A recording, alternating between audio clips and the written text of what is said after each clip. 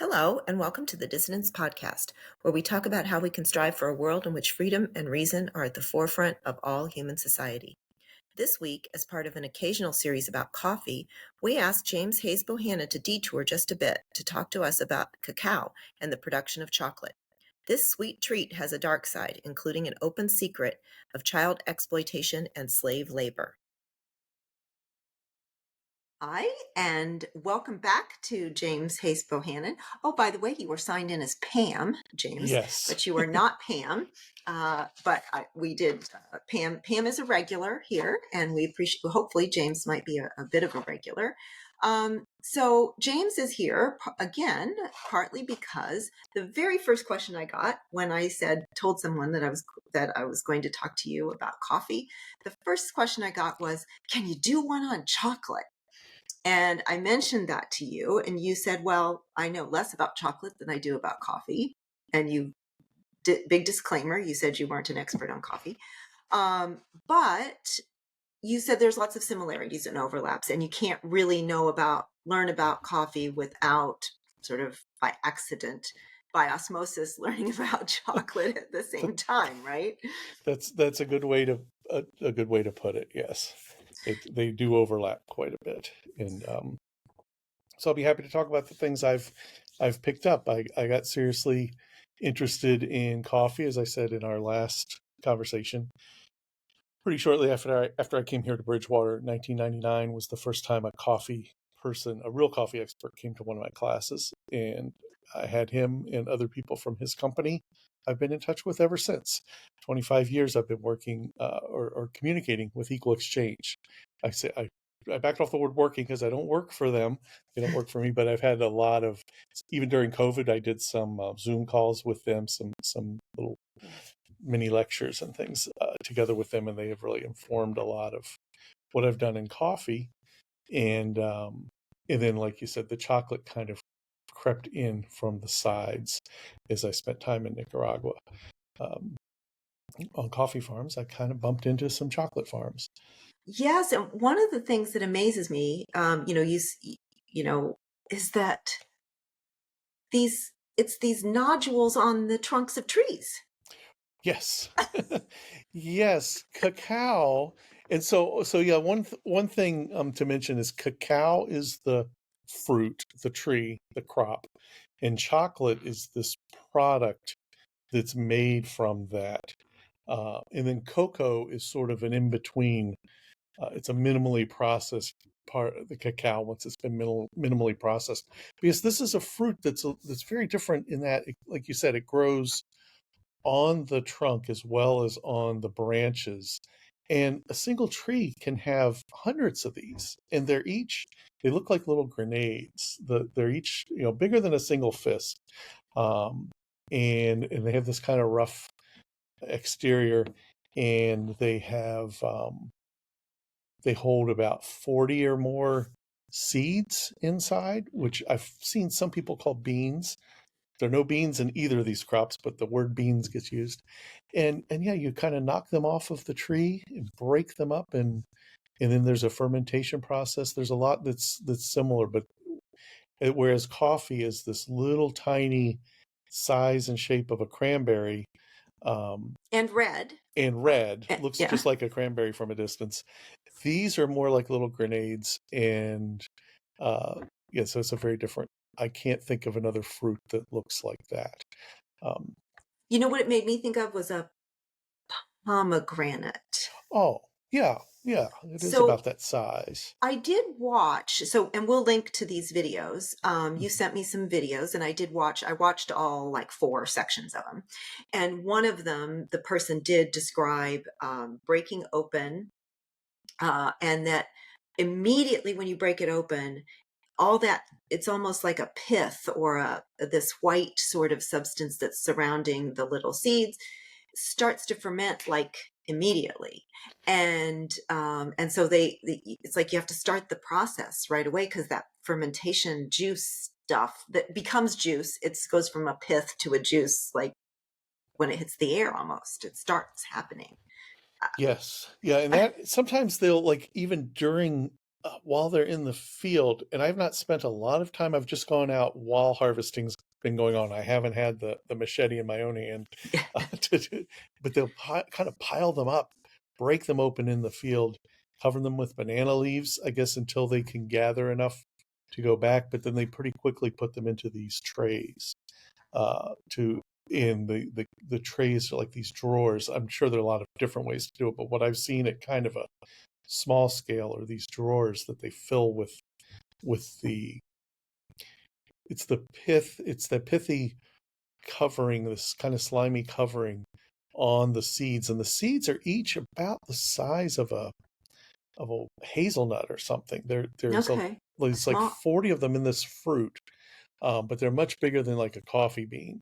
But yeah, they're each in there, um, covered in this white slimy-ish stuff. It smells terrific while it's Oh, fermenting. does it?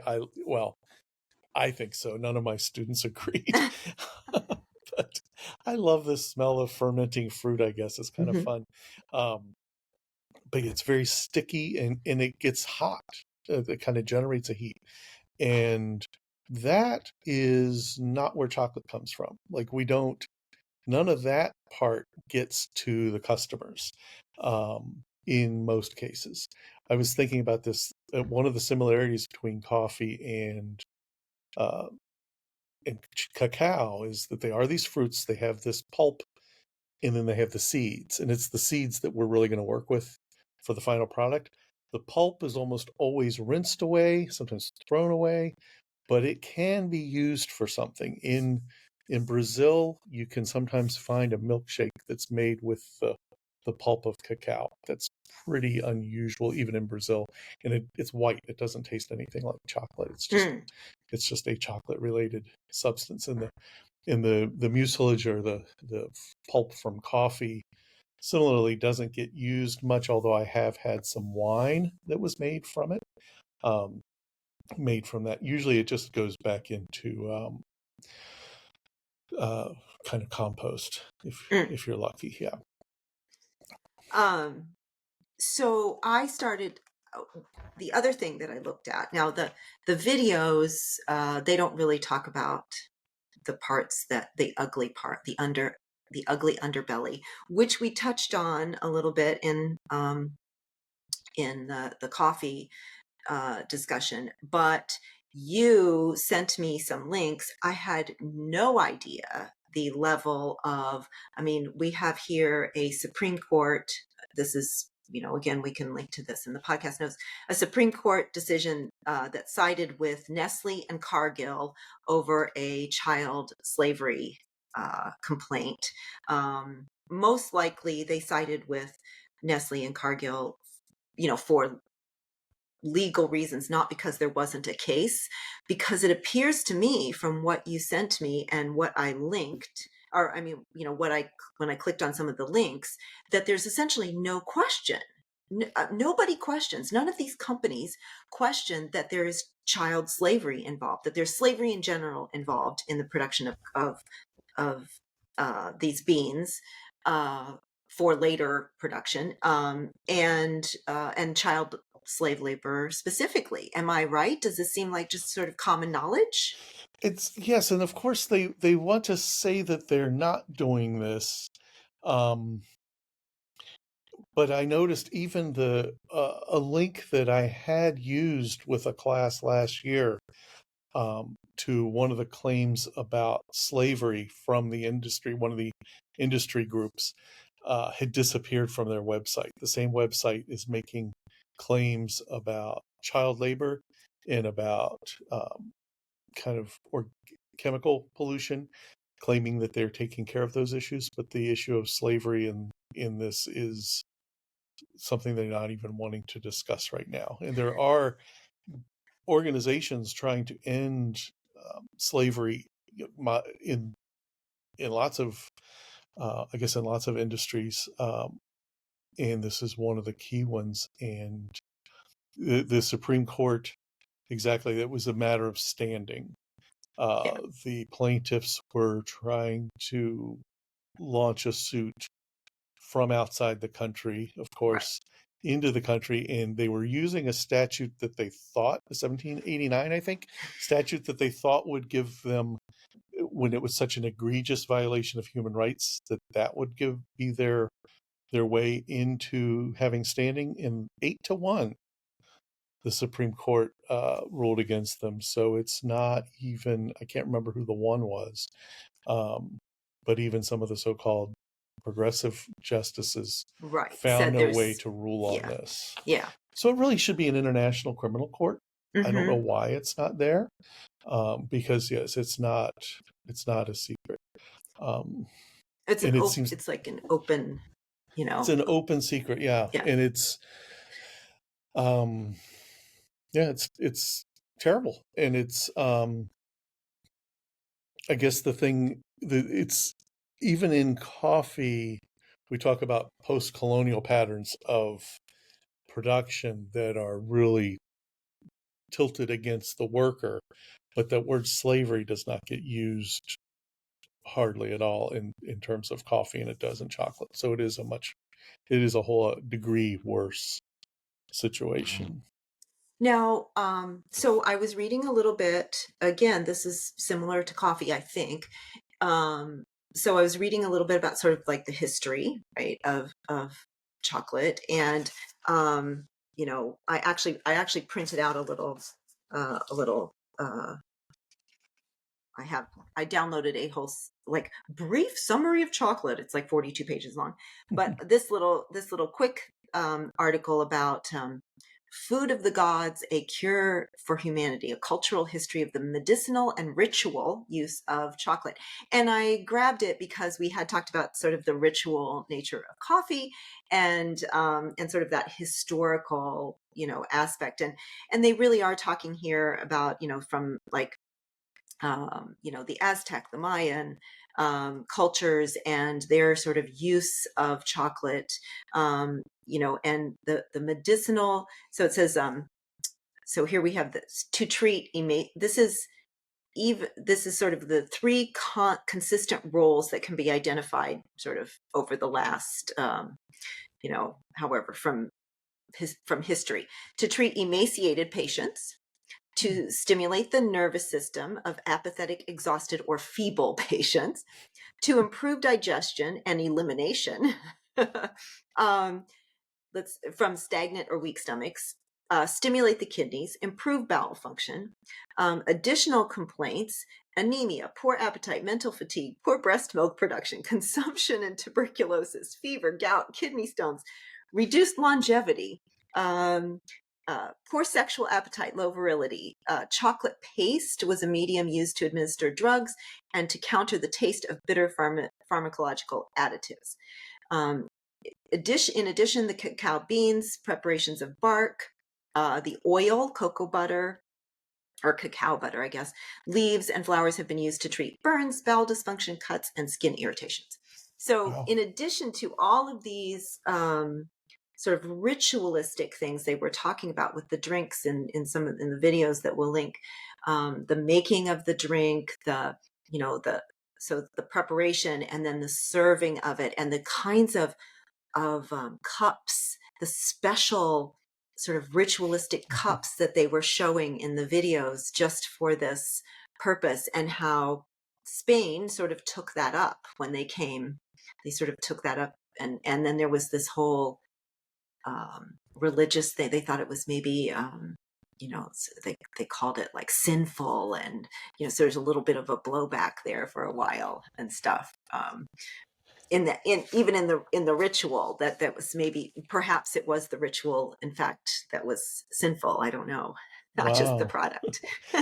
Yes, I'd not heard of it being connected to so many ailments. It is the Latin name, the Linnaeus's name for cacao is theobromine. It's the literally the nectar of the gods. It's associated with the gods, and um, the active ingredient theobromine is named for the cacao is, and I'm no geochemist. I mean, no chemist. I should say no biochemist. I'm not a geochemist either, but I'm certainly not a biochemist. but those molecules are very similar in structure, the theobromine and caffeine.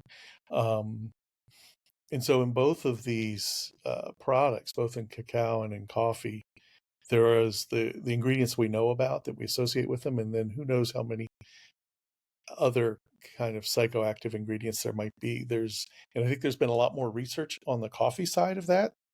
Vanderbilt University in Nashville has been doing research on medical effects of caffeine in coffee for years, funded early on by Brazilian coffee producers. I don't know if there's that level of medicinal research going on in cacao. It does have a much earlier history than coffee. Probably coffee. The earliest references I think we have to coffee now are about 200 current era, and for chocolate at least 2000 before current Wow. era in Mesoamerica, in the Yucatan Peninsula. Um, So now there's so much chocolate being grown in, or cacao being grown in Africa, right? But yes. is that an import? Is that, so was in Mesoamerica, and then, was the plants were imported, sort of like we talked about the Vietnam thing with coffee. Is this a similar thing? Because that seemed to be where the slavery was linked too. Yes, and I don't know how early it got to Africa. That would be a really good thing for me to look into. Is like when did it move there would be an important part of the discussion of how those labor relations developed. I honestly don't know, but the top producers are include Nigeria, Ghana, and Ivory Coast. They together produce more than half of the world's coffee. Brazil is in the top six. I think I have a list of the top six, included Brazil and Indonesia as well. The original countries, where it was first cultivated, from Belize to Mexico to Guatemala, Nicaragua, aren't in the top five or six. I don't know how Wow. far down the rankings you would go, but whole idea of the Columbian exchange, and I think it might have even been pretty significantly later than Colombia, that cacao made its way across. One claim that I have seen is that a cocoa shop in London was started by a man who had been sent to an Inquisition. Through the Inquisition, he was sent to the Americas, and he somehow found his way back to Europe, landed in London. And even though Jews had been excluded from London at that time, both he and this Lebanese guy uh, were allowed to have their shops operate in the same part of London, one with cocoa, and one with um, coffee. In the how much that has to do with getting cacao across the Atlantic in the first place, I don't know. But one thing that he did that does seem to be original with him is milk. That cacao in the Americas, the Aztecs, the Maya before them, cacao was something that was mixed with corn and or chili, chile, uh, with chili. And I've had this in Nicaragua. Even during my last visits to Nicaragua, we have something called pinoleo. Uh, in fact, a way to say that you are, like a real Nicaraguan. Like, how Nicaraguan are you? I'm pinolero, meaning I'm like made of this Wow. cacao, corn, um, pepper, and maybe some sugar, but definitely no milk and no cocoa butter. Just it's kind of a savory drink, and I've had that. We've prepared it like grinding the corn ourselves and Hmm. cooking it over an open fire in one of my friends' houses in Nicaragua.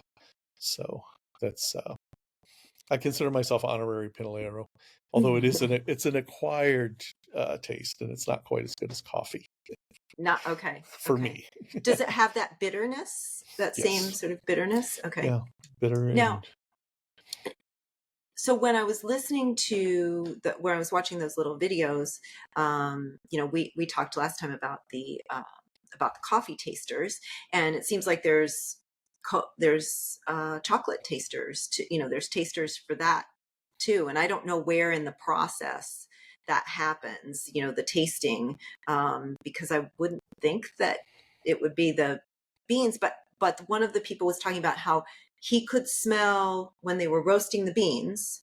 He could smell when he should stop. So it was like,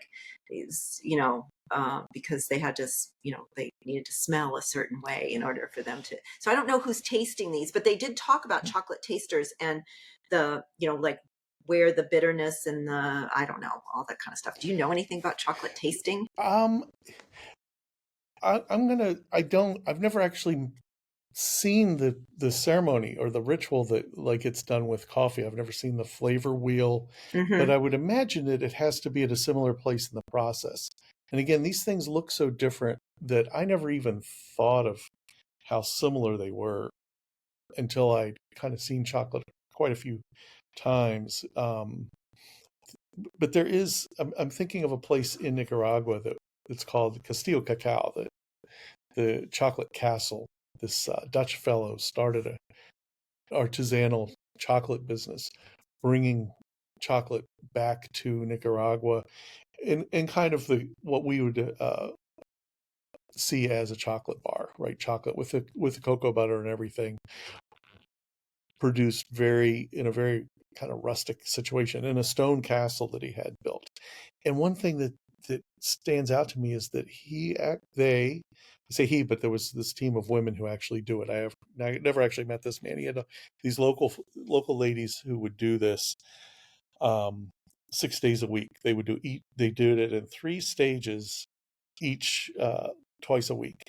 And one of the stages is roasting, and they used a roaster that they had taken, they had bought as a coffee roaster and modified it Mm, slightly, but basically operated it the same way. So after they've gone through all of this fermentation process that happens, like you said, it starts immediately, and fermentation that you don't control correctly just becomes molding, right? Becomes rotten. mm, So that tends to happen really close to production, either on the farm or in the immediate neighborhood.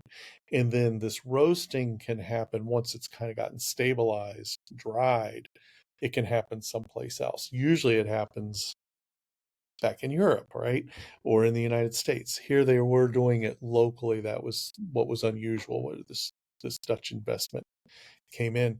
But they roast it, grind it, and one thing that's different is we grind it to a certain level and then infuse it with water if it's coffee. This they grind it and they just keep grinding it, grinding it until it becomes smooth. And there's no equivalent of that in coffee. We don't get to coffee paste. It's not oily enough, right. I guess. That might be interesting. I wonder if anybody's ever tried. Um, but yeah, the tasting would be somewhere there, and this artisanal chocolate that we did have in Nicaragua, and it's great, but you wouldn't mistake it for something you get at the grocery store here or even at Right. a fine, because they they have not um, they get it very smooth.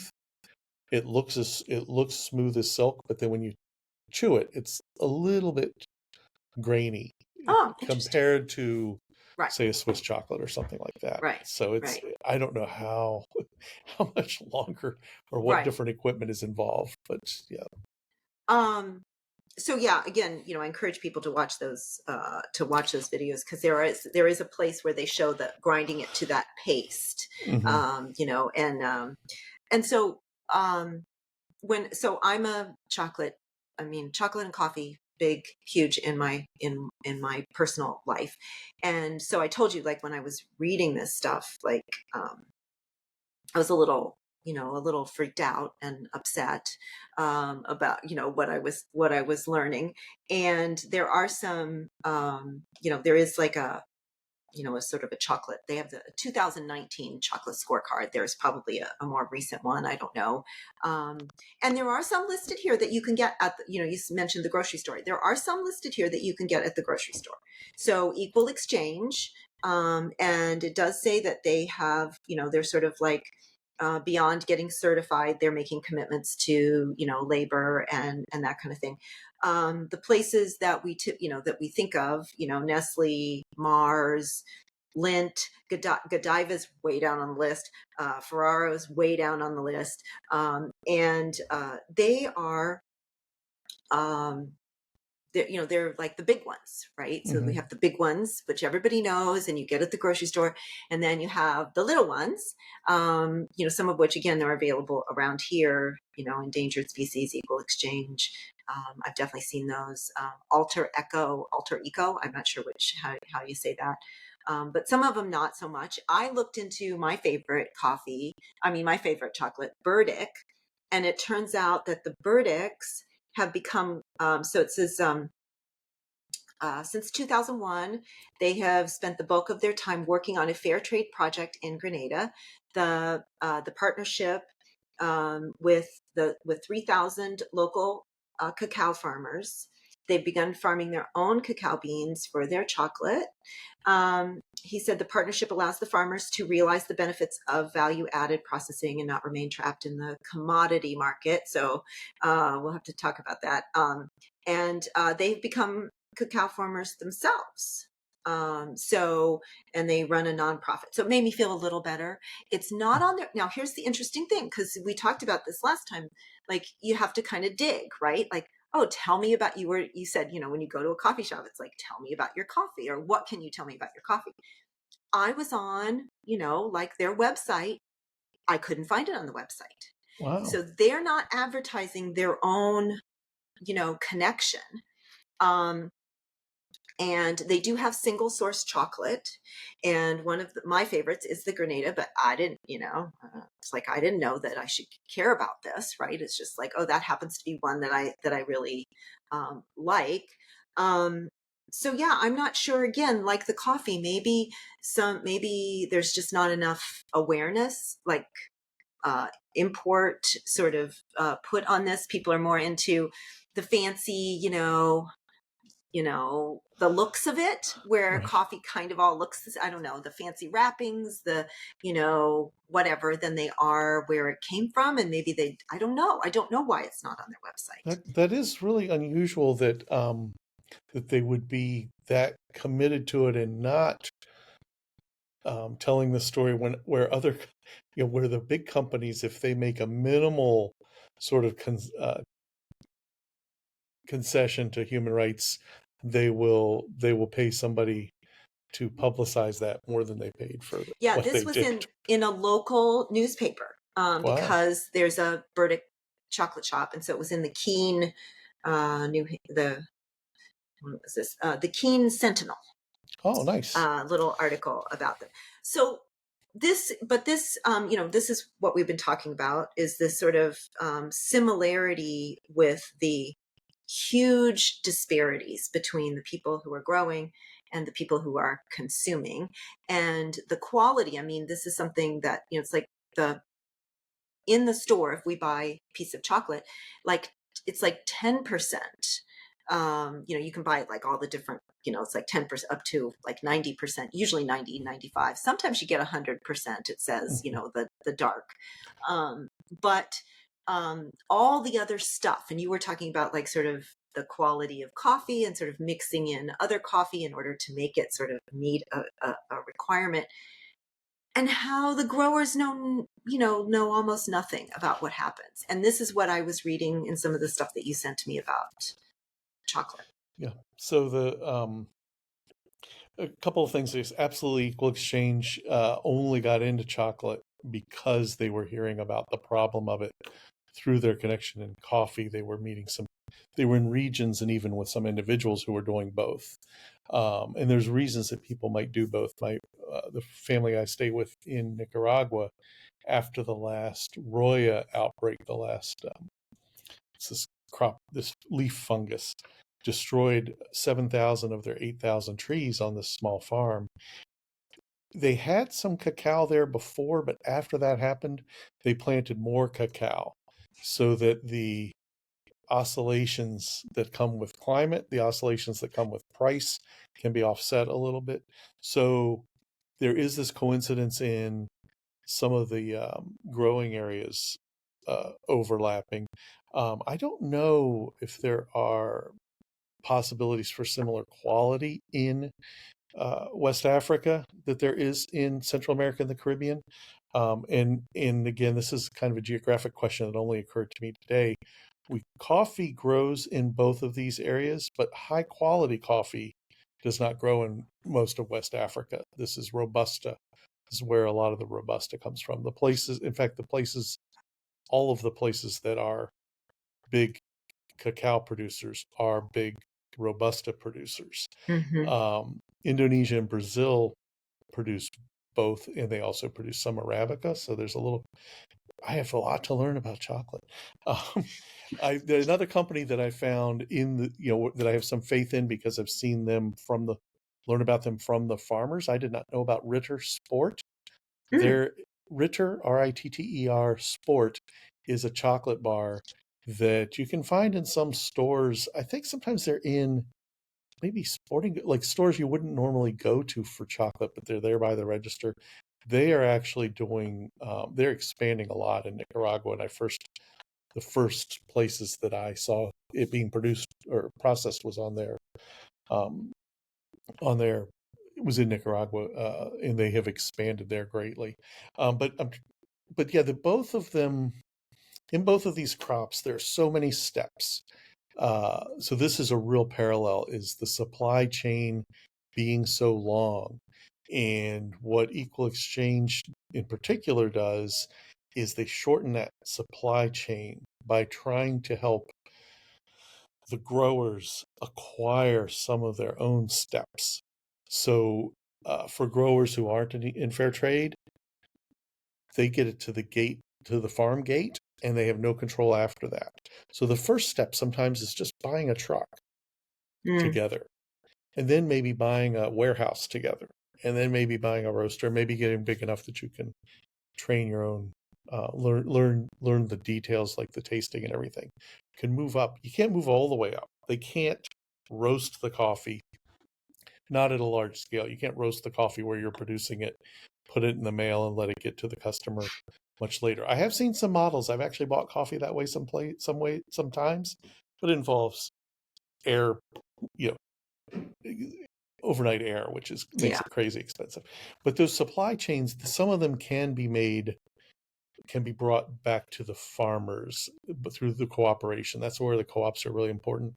And it's also the case that I've met cacao farmers from a few different countries by going, at Equal Exchange here in the Boston area at events they've sponsored, so that they have this transparency. That's what's really lacking, is knowledge. And so fair trade is about some specific financial arrangements, maybe some specific organizational arrangements, but much deeper than that is the vision.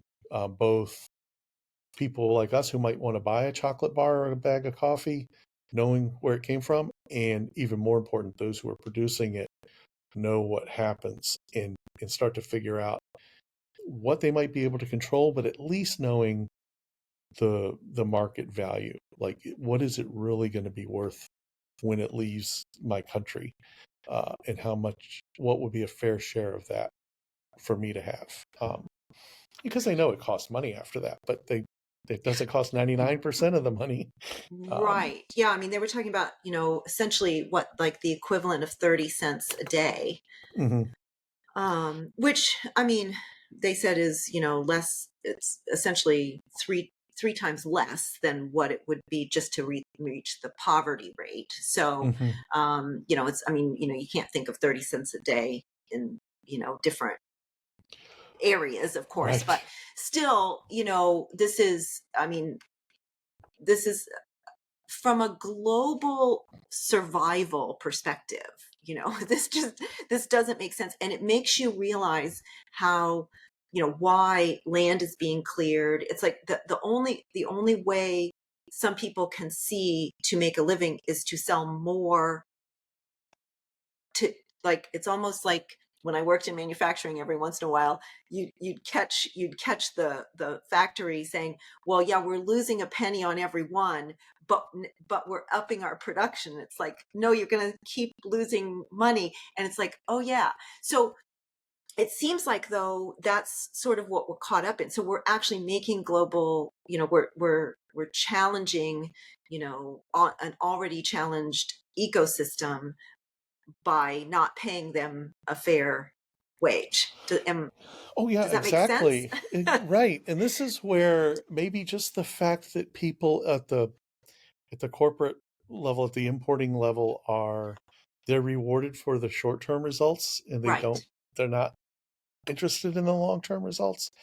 But it's so sustainability, can mean a lot of different things, but even from the most kind of selfish level of sustainability, does it make any sense to be keeping your suppliers in poverty where they're not going to be able to keep doing this? Um, and I know it's not limited to other countries. When I was a kid, I had an uncle who had a tomato farm, and my dad. I didn't know, I was a kid. I didn't know a lot of details, but my dad's explanation was every year he loses money. He gets enough money to kind of pay the interest from last year.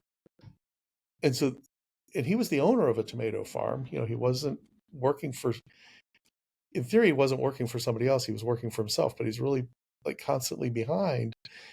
And, and as a, an elementary school kid, I'm thinking that doesn't, why does that happen? And I never have found an answer, but I know it's not uncommon. Hmm. It's optimism. It's not having a lot of other options. Like this is better than zero money.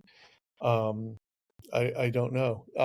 And so one thing that fair trade also looks at, or other kinds of models that are trying to be more sustainable, really have to look at, is both how to pay people what the actual cost of being is, the production and the reproduction, and then also figuring out how to diversify. So over the 12 years I was visiting this particular farm in Nicaragua, I noticed, I think they were always producing more stuff than I realized, but towards the end of my time there, and for political reasons, I haven't been there since 2018. I'm really working on a way back. But the last time I was there, I realized that most of what I ate while I was at their farm had come from their farm. And I Mm. really didn't have that sense before. They had a lot of different fruits. They were even growing rice and beans. And they're kind of too high up in the mountain to be growing those commercially, but they were growing it for their own food security. And that combined with some other factors was allowing the farm to continue. And a lot of that came from advice and support they were getting through these cooperatives. Hmm. But this is so absent. And I mean, one thing I'm a little concerned about with the fair trade chocolate, the examples that I know of are all from the Americas. I don't know what's being done of that kind of model in West Africa. Well, that's what, yeah, it seems like most of the child labor, slavery accusations and stuff are coming out of Africa. Hmm. And and we didn't talk about, you said that that's not as rampant in coffee as it is in chocolate, but I don't know if the working conditions for coffee, as are they poorer in certain areas? Is it worse in certain areas? It seems like with chocolate it's worse in Africa. I don't Hmm. know. Unfortunately, I don't. There's not a lot of transparency in coffee Mm, outside of those places that are breaking away from the commodity right. model. Yeah. Uh, Yeah, I mean, I was looking at this infographic. It's basically like, you know, uh, big chocolate companies. So it goes sort of from, so we have the 70% of the world's cacao comes from West Africa, according to this little Hmm. infographic, where potentially we have more forced child labor and potentially slavery. Brokers pay the farmers next to nothing. Farmers are forced to sell to brokers because they don't have, due to limited market access. The cacao is unmonitored and bought by giant chocolate companies and, shows up on our grocery store shelves versus, again, it's an infographic. So it's like nice, happy people in the opposite side, but, the idea is you can feel good about purchasing coffee that, has some of these fair trade, some of these other certifications, and there's on the infographic, there's like some certifications to look for. And I know I'm going to do it. I'm going to look a little harder because it's pretty scary and depressing to Right. think about this. And I also read a little bit. I don't know if you know anything about this sort of like Brazil in particular, trying to build more uh, market for chocolate. So I guess that the majority of chocolate gets sold like basically in the fall in America, in the Americas. So Halloween and Christmas, I guess, is the big thing. Oh, And so there's some kind of push, not, there's always a steady market for it, but um, apparently I think that Brazil and China are working on trade, a lot of trade. hmm. You know, uh, there was some, when like when China was sort of being cut off of things and Russia cut off of things, Brazil was still working, oil and all that kind of stuff. But I did read a little bit about trying to develop a market for chocolate in China, which I guess would not be like, China would not be someplace where cacao would have been grown. Maybe, I don't know. Is there anywhere there? And so maybe trying to import it. I don't know. Right. Yeah. I don't. That's really interesting. I would assume that they're importing it. Mhm. Um, So it wouldn't be an environment anywhere in China that would be appropriate, you think, for growing it? there's even a little bit of coffee grown in China, but Oh, it's very small. I doubt that that's what they're really yeah, working yeah, toward. It's cool. I mean, I keep waving my arms all away from my camera, but trust me, yeah. I'm going like up in latitude. I think they're too far outside of that belt, Hmm.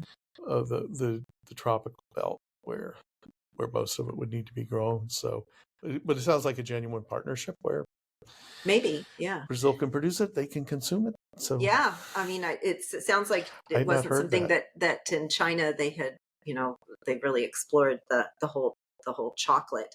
Um, so if we think about so you're saying that coffee and cacao are sort of grown in similar climates and stuff. And I definitely saw some graphs that showed this like fluctuation and, in prices and stuff. Is that because of environmental challenges? Are there other reasons? Why are these wild swings? I heard not that long ago that chocolate was going to go crazy again and Right. high again. So yeah, it's really interesting. Like the business media in this country really only notices things like this when they see the upswings in the prices.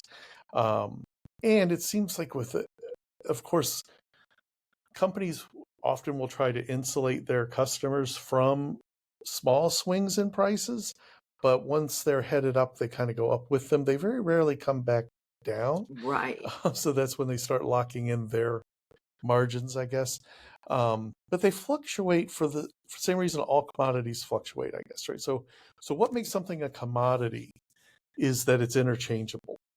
So copper, iron, pine trees, chocolate, coffee, corn, sugar, all of these things are commodities in that if I produce them in one place, um, somebody else could produce them in another place the same. And therefore, we would compete on price. And so it tends to be simpler goods. Like a car is not a commodity. A phone is not a commodity because it has particular characteristics. But these things have kind of generic characteristics. And one thing I learned when I started looking into tea is that there are actually bodies that set the minimum, even with oil. Oil is, of course, the most important commodity. Oil, we can look up the daily price of oil, and it usually says something like, what, West Texas medium crude. There's a specific benchmark. The price on that is what we track. And then if you have some better crude or worse crude or whatever, maybe East Texas isn't as good or it's better, it moves with it, but they all move kind of together. So steel that maybe is 99% iron is the benchmark, and maybe more inferior ore would be a little less, but they all kind of fluctuate together. So to the degree they're interchangeable, the prices will fluctuate based on what's happening to the global supply and the global demand. So like Halloween drives the price up. Uh, February, well, February you have Yeah, Valentine's Day, but that's maybe true. Yeah. July you're not selling as much. So they fluctuate with demand a little bit. They can also fluctuate, as we talked about last time, with um, Vietnam and coffee and Brazil and coffee. If you have one big producer that experiences some kind of difficulty, like a drought or a flood or a frost, then that drives the whole price up and then that attracts what happens then. The reason they don't keep going up is that the higher price brings resources out of reserve. With copper, that means literally out of the ground. Price goes up, we open a mine that wasn't profitable last year to meet that. So then that kind of brings it back down. So that fluctuates, and that fluctuation it's great if you can figure out how to tap into it on its way up. It's a real risk if you are caught on the downsides. So what people in the market centers do is they insulate themselves against those swings by buying futures, by locking prices. So if you look up the price of cacao or coffee today, what you'll find is a certain benchmark type of product for 60 days from now. Mm, And that's what lock that in. you're locking that in. Guess who absorbs the risk if it becomes worth more at that point? The farmer I'm can't guessing the really tap. farmer. The farmer absorbs a lot of that risk, and so to the extent that you're part of the commodity market, that a farmer is part of the commodity market, they are going to be following that kind of roller coaster, and maybe they'll have better years and worse years. Um, but if they can break out of that to some degree and say, oh, this is special coffee or special chocolate or even special sweet corn, right? If I'm a farmer Yeah. and most of my corn is going to the pigs who don't have very sophisticated You're palates, I'm going to get whatever the bushel price is or the ton price. But maybe if I can set aside sweet corn, might be 5% of my crop. And a lot of farmers, as you know, in the Midwest do this. They set aside a little bit. That little bit is insulated somewhat from the commodity fluctuations. What's weird is that even the best coffees, the best wines, all of that stuff, they do follow the fluctuations to some degree, but they are buffered from it, and it moves some of the risk away from the producer. And that's what chocolate and coffee have very much in common. The swings that are because they're too much like steel and pine trees and all those other commodities, and the links in the chain, which again, all commodity producers have that too. It doesn't, you can't get as much for a bar of steel as you can for a car, right? right. You can't control it. Yeah. Yeah. Right. Yeah. So we do have, I mean, again, we have these, sort of similarities, and our conversations here have definitely sort of opened my eyes. It's not that, like, I was looking to buy like an equal exchange kind of coffee or something. It's not that much more than in the grocery, than buying it in the grocery. I guess when they put it on sale at the grocery, it would be Mm-hmm. more than that. But purchasing it, even having it delivered is, not that much more than purchasing it. The a similar kind of I mean, we're not talking Folgers here, right? And we're not Right. talking about a Hershey bar here. Hmm. But yeah, so it's kind of made me think harder about where I'm going to source my own my own I mean, it would be different if it was something that I was eating all day every day. These are things that, again, we've been talking about this sort of ritual. There's a sort of a different kind of process joy in consuming these goods. You don't, you know, I'm not drinking coffee or eating chocolate to keep myself alive. I'm Hmm. doing it, once a day, unless like today I've been home all day, so I've been drinking more coffee. But I mean, once a day, maybe a couple of squares, at lunch, one square at lunch and a couple of squares at dinner or something like that. And um, yeah, I mean, I think that this has certainly opened my eyes. I certainly do not want to participate in child labor. Yeah. It's, yeah, It, I don't want to do it's that. and I wish we could just say, not put all the burden on those of us who consume things to track Right. all of these things individually. Certain things should just not be legal. Just because it's in Yeah. another country doesn't mean it should be legal. But Yeah. here we are. And again, it's good for, I mean, if you want to go the whole, social justice thing, it's like, I mean, that's a worldwide problem. We get very caught up in our little United States, statements, that come from various organizations, and they put out a statement, and then they watch. It's like, "Look, there we go," or Hmm. a little protest, and stuff. And yet we allow this sort of systemic thing to go on, and we do have really important world geopolitical things that we need to be paying attention to. And you Yeah. were talking last time about, just about the what did you call it? The belt that where it can be grown. Oh, The the what's it coffee called? belt. The coffee belt. Hmm. And I mean, we're both here in New England now, and we certainly had. I mean, I've never experienced heat in New England. I lived in the South for a while, plenty of heat like this, but this was a whole new level of like sustained heat. And like if we had a commodity that we were planting here, I mean, I'm sure there are examples, of things that are grown around here that are wilting, slowly Hmm. wilting. Um, and yeah, so it's not just, it makes me sad that that, like you said, that it would come to, I'm not going to make a difference, right? I mean, that's the thing that happens when you're at the grocery store. Does it really matter? Does it really matter if I pay $1 more for this chocolate bar? Am I going to make a difference? If am I going to make a difference if I recycle this one thing or whatever? And you know, the answer is no, but it's going to make me feel better, I guess. Right. Well, and yeah, that's why I'd like to get it out beyond what we do um, in the store and what we can try to get done in the political arena.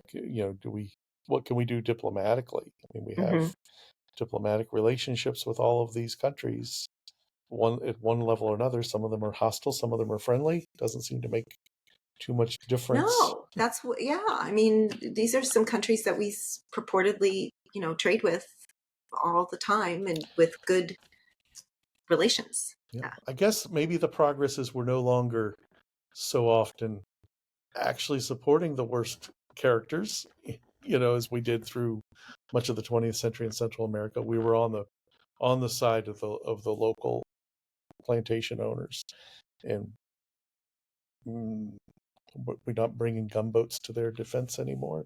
Yeah. But we're not really helping the farmers like we could be.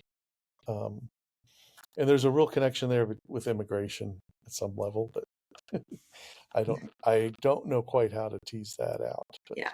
to me, it's really uh, the hypocrisy of being worried, you're wringing our hands about immigration and not really being willing to look into what would it take to keep people healthy and happy in their own Right. homes. Um, I now know a lot of people from Nicaragua who have left home, and none of them because they wanted to. And this isn't so much about the coffee as about other factors, but the we really need to, just like I don't understand how a company can carry on for 100 years relying on producers who are impoverished. I don't understand how we can dismiss, pretend to be worried about migration and not really think Right. about what are conditions like where people are coming from. Right. Well, we may have to have a future conversation about that. Sure. So, okay, I think that's a good place to stop, or maybe do we have? Can we say what? So, what can we say that's happy? That you can look at these resources and make informed choices, right? Yes. So Um, just, for the same reasons that we like to support our local farmer by buying local, we can't buy coffee or chocolate locally, but we can bring those same questions to when we buy from abroad. And, like I said, I don't work for Equal Exchange as an employee or anything like that, but that's one of the companies. it's an example. Yeah. It's a very good example that is trying their best, and they'll be happy to tell you about others. They're not trying to. They know they can't corner the market on fair trade. Just unfortunately, at the moment, they kind of There's are. not that many. Yeah. Not that Well, many. and I was able to do a little homework on the Burdick chocolate and find that they were doing. So yeah, I think companies need to do a better job of advertising their own good. If they're doing it, they need to advertise it. But yeah, do a little homework, and maybe you'll feel like you're doing a good deed for world. For the environment, for world politics, for our neighbors, increasingly more neighborly Yes, because the world's getting smaller and smaller. So, sure is. yeah.